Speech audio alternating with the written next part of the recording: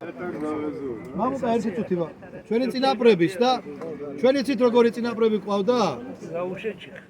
შიოდა, მოითმინა, ციოდა, გაუძლო. ომი იყო, იბრძოლა. მარხვა იყო, ილოცა.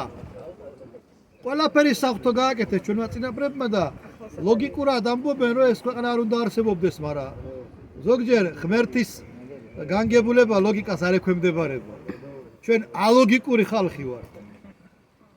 ჩვენ გვყავდა წინაპრები, ისეთები, რომლებითაც ჩვენ უნდა ვიამაყოთ. მე გუშინ წინ თუ ვინც იყავით წირვაზე იქ თუ ქადაგების დროს, რომ მე ამაყი ვარ იმით და ამ პარტავნებით კი არა, იმით ვარ ამაყი, რომ ქართველი დედის ნაშობი ვარ.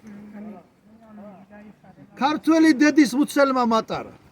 ქართველი დედის ძუძუმაკ ნაჭამი.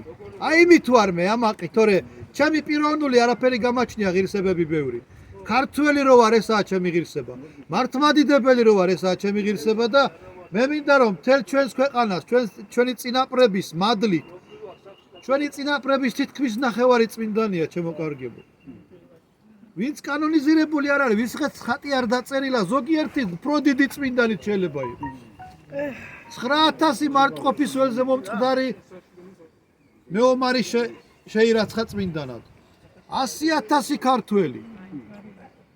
9 ძმა ხერხეულიძე დედა და და. 6,000 ბერი. 6,000 გარეჯელი ბერი. ქვაბთახევის მონასტერში ჩაწვეს მონაზვნები. მონაზვნებმა თქვეს, რომ ჩვენ გვირჩევნია დაგვწვათ, ვიდრე თქვენი სარწმუნოება მივიღოთ.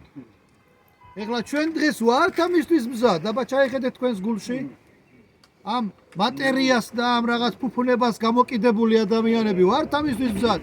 მე მგონი არ ვართ გლობალურად როგორც მაშინ იყვნენ ჩვენი წინაპრები და ამიტომ მამა ირაკლიმ ჩვენმა თამადამ ძალიან ძვირფასი სადღეგრძელო თქვა, ჩვენი წინაპრების დიდებისა იყოს და ეს სადღეგრძელო მე მინდა რომ ყველამ შესვლათ აი აქედან როგორც მე შევსვამისე. კაცმაც და ქალმაც. ისეთი ღვინო აქვს, ნიკას მოტანილი რომ კაცსაც დაელევა და ქალსაც დაელევა, ბავშვსაც დაელევა.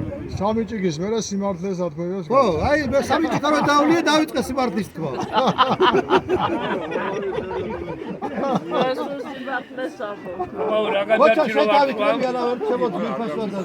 არა, ცოტა. მე რომ დამელია გენახა მე რამდენი სიტყვა და სიმართლეს. ამ სტუმარკაც არაფერს არ მიიღო. აი ეს